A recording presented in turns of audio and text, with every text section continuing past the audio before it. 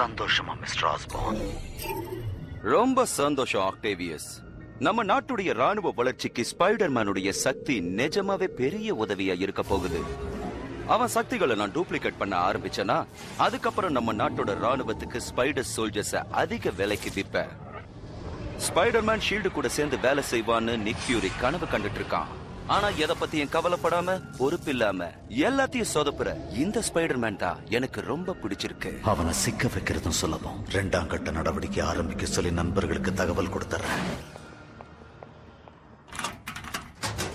Peter, காலையில phone பண்ணிருந்த, ஏன் எடுக்கல? எங்க போயிருந்த?